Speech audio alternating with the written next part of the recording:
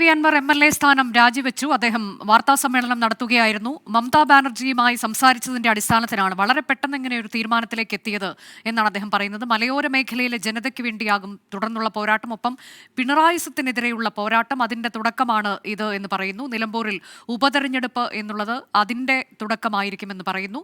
UDF-ന് നിരുപാധിക പിന്തുണയാണ് ഉപതെരഞ്ഞെടുപ്പ് ഉണ്ടായാൽ നിലമ്പൂരിൽ താൻ നൽകാൻ പോവുക. സ്ഥാനാർത്ഥിയെ വരെ അദ്ദേഹം നിർദ്ദേശിച്ചിട്ടുണ്ട്. ഒപ്പം മറ്റു ചില പ്രധാനപ്പെട്ട കാര്യങ്ങൾ കൂടി അദ്ദേഹം പറഞ്ഞു. ചില വെളിപ്പെടുത്തലുകൾ അദ്ദേഹം നടത്തിയത്, അതിലേറ്റവും പ്രധാനം പ്രതിപക്ഷ നേതാവിനെതിരെ ഉന്നയിച്ച 150 കോടിയുടെ ആരോപണം. അത് P. ശശി പറഞ്ഞത് പ്രകാരമാണ്. തനിക്കത് ബോധ്യപ്പെടാത്തൊരു കാര്യമായിരുന്നു. എഴുതി തന്ന കാര്യം താൻ അവതരിപ്പിക്കുകയായിരുന്നു നിയമസഭയിൽ എന്നുള്ളതാണ്. അതിന് നിരുപാധികം മാപ്പ് ചോദിക്കുന്നു പ്രതിപക്ഷ നേതാവിനോട്. ഒപ്പം തന്നെ രാഹുൽ ഗാന്ധിക്കെതിരെ പറഞ്ഞ കാര്യത്തിന് നിരുപാധികം മാപ്പ് ചോദിക്കുന്നു. ഇനി പോലീസിനെതിരെ പറഞ്ഞത് അത് CPI-ലെ തന്നെ ചില മുതിർന്ന നേതാക്കളുടെ നിർദ്ദേശപ്രകാരമായിരുന്നു P. ശശിക്കെതിരെയൊക്കെയുള്ള ആരോപണം ഉന്നയിച്ചിട്ടുള്ളത് എന്നും അദ്ദേഹം പറയുകയാണ്. എന്നാൽ ആരാണ് ആ നേതാക്കൾ എന്നുള്ള മാധ്യമപ്രവർത്തകരുടെ ആവർത്തിച്ചുള്ള ചോദ്യത്തിന് അതിപ്പോൾ വെളിപ്പെടുത്താൻ കഴിയില്ല, അതിന് സമയമായില്ല എന്നാണ് അദ്ദേഹം പറയുന്നത്. തൃണമൂൽ കോൺഗ്രസുമായി യോജിച്ച് മലയോര മേഖലയിലെ ജനങ്ങൾക്ക് വേണ്ടിയുള്ള പ്രവർത്തനമാകും ഇനി താൻ നടത്താൻ പോവുക, പിണറായിസത്തിനെതിരായുള്ള പോരാട്ടമാകും അത് എന്നുകൂടി അദ്ദേഹം പറഞ്ഞു വെക്കുകയാണ്. ഞങ്ങളുടെ പ്രതിനിധികൾ തത്സമയ വിവരങ്ങളുമായുണ്ട്. ആദ്യം ശ്രീജിത്തിലേക്കാണ്.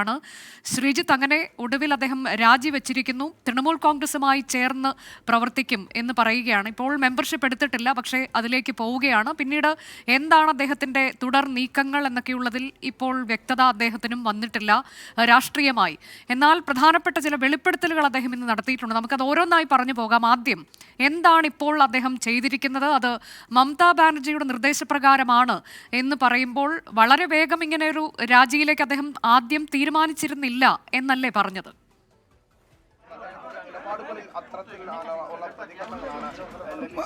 അനുജ, ആദ്യം MLA സ്ഥാനം രാജിവെക്കുന്ന കാര്യം PV അൻവർ ആലോചിച്ചിരുന്നില്ല. കൊൽക്കത്തയിലെത്തി തൃണമൂൽ കോൺഗ്രസ് നേതാക്കളുമായി സംസാരിക്കുമ്പോഴും രാജിവെക്കണമെന്ന തീരുമാനമില്ലായിരുന്നു. പാർട്ടിയുടെ സംസ്ഥാന കോർഡിനേറ്ററായി പ്രവർത്തിക്കാമെന്നതായിരുന്നു താൻ മനസ്സിൽ കണ്ടിരുന്നത്. എന്നാൽ മലയോര മേഖലയിലെ വന്യജീവി പ്രശ്നവുമായി ബന്ധപ്പെട്ട ഒരു പ്രധാന വിഷയം ഏറ്റെടുക്കുന്ന ഘട്ടത്തിൽ MLA സ്ഥാനം ഒരു പ്രശ്നമായി കാണേണ്ടതില്ല. ആ സ്ഥാനം കൂടി മലയോര ജനതയ്ക്ക് സമർപ്പിച്ചുകൊണ്ട് താൻ പാർട്ടിയുടെ പ്രവർത്തനത്തിനായി ഇറങ്ങണമെന്നാണ് വീഡിയോ കോൺഫറൻസിംഗ് വഴിയുള്ള ചർച്ചയിൽ മമതാ ബാനർജി തന്നോട് പറഞ്ഞത് എന്നാണ് PV അൻവർ ഇപ്പോൾ പറഞ്ഞിരിക്കുന്നത്. അതനുസരിച്ചാണ് താൻ ഇവിടുത്തെ മലയോര മേഖലയിലെ ക്രൈസ്തവ ബിഷപ്പുമാരുമായിട്ടും മറ്റും സംസാരിച്ചു. അവരും ആദ്യം രാജി തീരുമാനത്തെ എതിർത്തു. എന്നാൽ മമതാ ബാനർജി ഇത്തരമൊരു വിഷയം ദേശീയ തലത്തിൽ ഏറ്റെടുക്കാമെന്ന് പറഞ്ഞ സാഹചര്യത്തിൽ താങ്കൾ മനസാക്ഷിക്കനുസരിച്ച് ചെയ്യൂ എന്ന് ബിഷപ്പുമാർ നിർദ്ദേശിച്ചു. അതിൻ്റെ കൂടി അടിസ്ഥാനത്തിലാണ് താൻ MLA സ്ഥാനം രാജിവെച്ചത് എന്ന വിശദീകരണമാണ് ഇപ്പോൾ PV അൻവർ നൽകിയിരുന്നത്. 11-ന് തന്നെ ഇമെയിൽ മുഖേന രാജിക്കത്ത് സ്പീക്കർക്ക് സമർപ്പിച്ചു. എന്നാൽ നിയമസഭാംഗങ്ങളുടെ രാജിയുമായി ബന്ധപ്പെട്ട് അവർ എഴുതി ഒപ്പിട്ട് നേരിട്ട് കൈമാറണമെന്നുള്ള വ്യവസ്ഥയുണ്ട്. ആ വ്യവസ്ഥ പ്രകാരമാണ് താൻ നേരിട്ട് കണ്ട് രാജിക്കത്ത് കൈമാറിയത് എന്നാണ് PV അൻവർ എന്ന് വിശദീകരിച്ചിരിക്കുന്നത്. അനുജ, അതെ, ഇപ്പോൾ അദ്ദേഹത്തിന്റെ തുടർ രാഷ്ട്രീയ നീക്കം എന്തായിരിക്കും? അദ്ദേഹം നിലമ്പൂരിൽ മത്സരിക്കുന്നില്ല ഉപതെരഞ്ഞെടുപ്പ് ഉണ്ടായാൽ എന്ന് പറയുന്നു. അതിൽ UDF-ന് നിരുപാധിക പിന്തുണ പ്രഖ്യാപിക്കുന്നു. ആരായിരിക്കണം സ്ഥാനാർത്ഥി എന്ന നിർദ്ദേശം മുന്നോട്ട് വയ്ക്കുകയാണ്. തീർച്ചയായും അദ്ദേഹം ഒരു പാർലമെന്ററി മോഹമില്ലാതെ ഇരിക്കുന്ന ഒരാളാണെന്ന് നമുക്ക് വിശ്വസിക്കാൻ കഴിയില്ല. രാജ്യസഭയിലേക്ക് എന്നൊക്കെയുള്ള തീരുമാനങ്ങൾ അദ്ദേഹത്തിന് ഉണ്ടാകുമോ? അനുജ, രാജ്യസഭയിലേക്ക് അദ്ദേഹത്തെ മമതാ ബാനർജി തൃണമൂൽ കോൺഗ്രസ് പ്രതിനിധിയായി നിർദ്ദേശിക്കുമോ എന്ന ചോദ്യം മാധ്യമപ്രവർത്തകർ ഈ വാർത്താ സമ്മേളനത്തിൽ നിരന്തരം ചോദിച്ചു. എന്നാൽ ഇപ്പോൾ താൻ തൃണമൂൽ കോൺഗ്രസിന്റെ അംഗമല്ല. ഇനി കൊൽക്കത്തയിൽ പോയി പാർട്ടി നേതൃത്വത്തിൽ നിന്ന് അംഗത്വം സ്വീകരിച്ച ശേഷം മാത്രമേ തന്റെ ഭാവി ചുമതലകൾ എന്തൊക്കെയാണെന്ന കാര്യത്തിൽ വ്യക്തത വരുത്താൻ കഴിയൂ എന്നാണ് PV അൻവർ പ്രതികരിച്ചിരിക്കുന്നത്. എന്നാൽ അത്തരം എന്തെങ്കിലും ഒരു സ്ഥാനം നിർദ്ദേശമുണ്ട് എന്ന കാര്യം, ആ ചോദ്യങ്ങൾ അദ്ദേഹം തള്ളിക്കളയുന്നില്ല. എന്തായാലും അത്തരം കാര്യങ്ങൾ ഇനി കൂടുതൽ വ്യക്തത വരേണ്ടിയിരിക്കുന്നു. ഇവിടെ കേരളത്തിൽ പിണറായി വിജയൻ നയിക്കുന്ന CPM-ന്റെ നേതൃത്വത്തിലുള്ള സർക്കാർ ആ പിണറായിസത്തിന് അന്ത്യം കുറിക്കുകയാണ് തന്റെ രാഷ്ട്രീയ ദൗത്യം. അതുകൊണ്ടാണ് UDF-ന് നിരുപാധിക പിന്തുണ നിലമ്പൂർ തിരഞ്ഞെടുപ്പിൽ നൽകുന്നത് എന്ന കാര്യമാണ് അദ്ദേഹം പറഞ്ഞത്.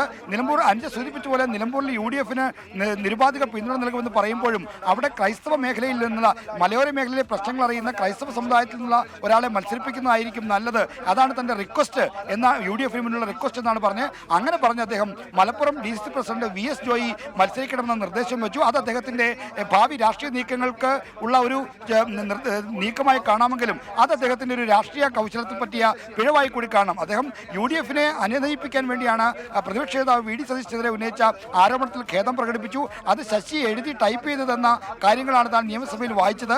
CPM-ന്റെ തീരുമാനപ്രകാരമാണ് സ്പീക്കർക്ക് എഴുതി നൽകിയ അഴിമതി ആരോപണം ഉന്നയിച്ചത്. അതിൽ താൻ ഇപ്പോൾ നിർവ്യാജം ഖേദം പ്രകടിപ്പിക്കുന്നു. VD സതീശനും കുടുംബത്തിനുമുണ്ടായ മാനഹാനിയിൽ തനിക്ക് ഖേദമുണ്ട്. തന്റെ മാപ്പപേക്ഷ സതീശൻ സ്വീകരിക്കണമെന്നാണ് അദ്ദേഹം ആവർത്തിച്ച് പറയുന്നത്. എന്നാൽ അതേസമയം തന്നെ UDF-ന് പിന്തുണ നൽകുമെന്ന് പറയുമ്പോൾ തന്നെ അവിടെ ഒരു സ്ഥാനാർത്ഥിയെ കൂടി നിർദ്ദേശിച്ചു നൽകുക എന്ന് പറയുമ്പോൾ അദ്ദേഹത്തിന്റെ രാഷ്ട്രീയ തന്ത്രത്തെ പറ്റി പിഴവായി മാത്രമേ അതിനെ കാണാൻ കഴിയൂ. അത് മറ്റു തരത്തിലുള്ള പ്രശ്നങ്ങൾ അദ്ദേഹത്തിന് അവിടെ ഉണ്ടാക്കും. ആര്യാടൻ ഷൗക്കത്തുമായുള്ള വ്യക്തിപരമായ ഭിന്നതയാണ് ഇതിന് കാരണമെന്ന് മനസ്സിലാക്കുന്ന പ്രതികരണങ്ങളും അദ്ദേഹത്തിനുണ്ടായി. ആര്യാടൻ ഷൗക്കത്തെ പറ്റിയുള്ള ചോദ്യങ്ങൾ ആദ്യം അദ്ദേഹം ആരാണ് എന്ന പരിഹാസം കലർന്ന മറുപടിയാണ് അൻവറിൽ ഉണ്ടായത്. പിന്നീട് സിനിമയ്ക്ക് കഥ എഴുതി നടക്കുന്ന ആളല്ലേ, അദ്ദേഹത്തെ ഞാൻ പുറത്തെങ്ങും കാണാറില്ല, ചിലരെയൊക്കെ കല്യാണപ്പുരയിലൊക്കെ കാണാറുണ്ട്, ഇവിടെ അദ്ദേഹത്തെ അങ്ങനെ പോലും കാണാറില്ല എന്ന തരത്തിലുള്ള പരിഹാസ രൂപേണയുള്ള പ്രതികരണങ്ങൾ ഉണ്ടായി. അപ്പോൾ ആര്യാടൻ ഷൗക്കത്തിനെ പിന്തുണയ്ക്കാൻ എനിക്ക് ബുദ്ധിമുട്ടുണ്ട് എന്ന കാര്യവും വ്യക്തമാക്കി. അപ്പോൾ ഭാവി രാഷ്ട്രീയ നീക്കം UDF-ന്റെ ഒരു ഘടകകക്ഷിയെങ്കിലും ആകെ ലക്ഷ്യമിട്ടാണെങ്കിലും ആ നീക്കത്തിലും അദ്ദേഹത്തിന് ചില പിഴവുകൾ ഇപ്പോൾ തുടക്കത്തിലെ പറ്റിയിരിക്കുന്നു എന്ന് വേണം പറയാൻ. ശ്രീജിത്ത്, ഇപ്പോൾ ഇതിൽ വളരെ പ്രധാനപ്പെട്ട മറ്റൊരു കാര്യം അദ്ദേഹം പറഞ്ഞത് ഉന്നയിച്ച ആരോപണങ്ങളെ കുറിച്ചാണ്. VD സതീശനെതിരെ പറഞ്ഞ കാര്യങ്ങൾ തനിക്ക് ഒരു ബോധ്യവും ഉള്ളതായിരുന്നില്ല. എഴുതി തന്ന കാര്യം ശശി എഴുതി തന്നത് അത് സ്പീക്കറുടെ അനുമതിയോടെ പറയുകയായിരുന്നു എന്ന് പറഞ്ഞുകൊണ്ട് മാപ്പ് ചോദിച്ചിരിക്കുകയാണ്. എന്നാൽ അതേസമയം തന്നെ CPIM-ലെ ചില മുതിർന്ന നേതാക്കൾ പ്രേരണ നൽകിയത് പ്രകാരം പോലീസിനെതിരെയും ശശിക്കെതിരെയും താൻ കുറച്ച് ആരോപണങ്ങൾ ഉന്നയിച്ചു എന്ന് പറയുമ്പോൾ എന്താണ് ഇദ്ദേഹത്തിന്റെ വിശ്വാസ്യത എന്നൊരു ചോദ്യം, അത് വളരെ വലുതായി തന്നെ നിൽക്കുന്ന ഒരു ചോദ്യമായി മാറില്ലേ? അതൊക്കെ തനിക്ക് ബോധ്യപ്പെട്ടതാണ് എന്ന് ഇന്ന് മാധ്യമപ്രവർത്തകർ ചോദിക്കുമ്പോൾ പറയുന്നുണ്ടെങ്കിലും അനുജ ഈ ചോദിച്ച ചോദ്യം മാധ്യമപ്രവർത്തകർ തന്നെ ഉന്നയിച്ചു. താങ്കൾക്ക് പിന്നെ എന്താ വിശ്വാസ്യതയാണ് ഈ കാര്യത്തിലുള്ളത്? ഒരു വശത്ത് മുഖ്യമന്ത്രിയുടെയും ശശിയുടെയും കൂട്ടുകെട്ട്, ആ പിണറായി ഇസത്തിന്റെ കൂട്ടുകെട്ട് അവസാനിപ്പിക്കാതെ കേരളത്തിലെ CPM രക്ഷപ്പെടില്ല എന്ന് ഉന്നത നേതാക്കൾ തന്നെ പറഞ്ഞതും പിന്തുണ നൽകിയതും അനുസരിച്ചാണ് താൻ ചില കാര്യങ്ങൾ ഈ ശശിയുമായി ബന്ധപ്പെട്ടും മുഖ്യമന്ത്രിയുമായി ബന്ധപ്പെട്ടും പോലീസുമായി ബന്ധപ്പെട്ടും ഉന്നയിച്ചത് എന്ന് പറയുന്നു. അതിനെ ഈ പ്രതിപക്ഷ നേതാവിനെതിരെ ഉന്നയിച്ച ആരോപണങ്ങളുമായി കൂട്ടിക്കെട്ടേണ്ടതില്ല, രണ്ടിനെയും രണ്ടായി കാണണം എന്നാണ് PV അൻവർ വിശദീകരിച്ചത്. അതായത് പ്രതിപക്ഷ നേതാവിനെതിരെ ശശി എഴുതി ടൈപ്പ് ചെയ്ത് നൽകിയ വിവരങ്ങൾ താൻ അതേപടി വായിച്ചു. അത്തരമൊരു അഴിമതി ആരോപണം നിയമസഭയിൽ ഉന്നയിക്കുമ്പോൾ സഭാ ചട്ടപ്രകാരം എഴുതി നൽകി ഉന്നയിക്കുന്ന രീതിയുണ്ട്. അത്തരം ആരോപണത്തിന് കുറച്ചുകൂടി ഗൗരവ സ്വഭാവം കൈവരും. അതുകൊണ്ടാണ് സ്പീക്കർക്ക് എഴുതി നൽകിയെന്ന് അദ്ദേഹം പറയുന്നത്. സ്പീക്കർ അത് വ്യക്തിപരമായി നൽകുന്ന അനുമതിയല്ല. ഏതെങ്കിലും ഒരു ആൾക്കെതിരെ അഴിമതി ആരോപണം ഉന്നയിക്കുമ്പോൾ സ്പീക്കറുടെ അനുമതിയോടെ ഉന്നയിക്കുക എന്നുള്ള ഒരു രീതിയുണ്ട്. ആ ചട്ടം പാലിച്ചാണ് സ്പീക്കറുടെ അനുമതിയോടെ ഉന്നയിച്ചത്. അത് ശശി പറഞ്ഞിട്ട് ഉന്നയിച്ച കാര്യമാണ്. തനിക്ക് വ്യക്തിപരമായ ബോധ്യമുള്ള കാര്യമല്ല, എന്നിട്ടും താൻ ഇതൊക്കെ സത്യമല്ലേ എന്ന കാര്യം ചോദിച്ചിരുന്നു. അതൊക്കെ വിജിലൻസ് അന്വേഷണം വരുമ്പോൾ എല്ലാ കാര്യങ്ങളും ഉണ്ടാകും എന്ന് ശശി ഉറപ്പ് നൽകിയതനുസരിച്ചാണ് താൻ പറഞ്ഞതെന്നാണ് പറയുന്നത്. എന്നാൽ ഈ ശശിയുമായി ബന്ധപ്പെട്ടും മുഖ്യമന്ത്രിയുമായി ബന്ധപ്പെട്ടും പോലീസുമായി ബന്ധപ്പെട്ടും ഉന്നയിച്ച ആക്ഷേപങ്ങളിൽ 75% താൻ അന്വേഷിച്ച് കണ്ടെത്തിയ കാര്യങ്ങളാണ്. അത് CPM നേതാക്കളെ ബോധ്യപ്പെടുത്തിയപ്പോൾ ഇത് നിങ്ങൾ പറയൂ, ഞങ്ങളുടെ പിന്തുണയുണ്ട് എന്ന് പറഞ്ഞ് അദ്ദേഹത്തെ പറഞ്ഞനുസരിച്ചാണ് താൻ പറഞ്ഞത്. അത് ശശിക്കെതിരെയും പോലീസിനെതിരെയും മുഖ്യമന്ത്രിക്കെതിരെയും ഉന്നയിച്ച ആക്ഷേപങ്ങൾ തനിക്ക് ബോധ്യമുള്ള കാര്യങ്ങളാണ് പറഞ്ഞതെന്നാണ് അൻവറിന്റെ വാദം. എങ്കിലും അദ്ദേഹത്തിന്റെ വിശ്വാസ്യത, ഒരു വശത്ത് അദ്ദേഹം ഒരു ശശിയുടെ രാഷ്ട്രീയ ചാവേറായി മാറുന്നു, മറുവശത്ത് അദ്ദേഹം CPM നേതാക്കൾ നിർദ്ദേശിച്ചനുസരിച്ച് മുഖ്യമന്ത്രിക്കെതിരെ ഉന്നയിക്കും. അപ്പോൾ അദ്ദേഹത്തിന്റെ വിശ്വാസ്യതയ്ക്ക് മേൽ കരുതൽ വീഴ്ത്തുന്ന സംഭവങ്ങളാണ് ഇത് രണ്ടുമെന്ന കാര്യത്തിൽ ഒരു തർക്കവുമില്ല.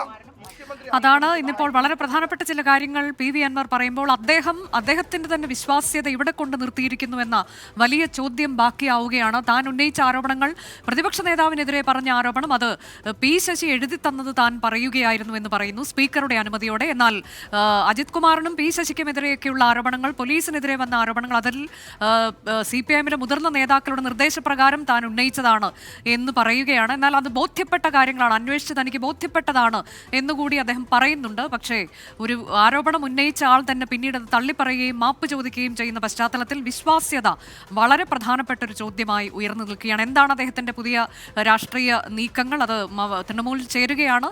പക്ഷേ എന്താകും അദ്ദേഹത്തിന്റെ രാഷ്ട്രീയ ഭാവി എന്നൊക്കെയുള്ളതിൽ അദ്ദേഹത്തിനും ഈ ഘട്ടത്തിൽ വ്യക്തതയില്ല. അത്തരം കാര്യങ്ങളിലൊക്കെ തുടർ വ്യക്തത ഉണ്ടാകും എന്ന് അദ്ദേഹം പറയുകയാണ്. നമ്മൾ ഈ വിഷയത്തിലേക്ക് തന്നെയാകും എത്തുക.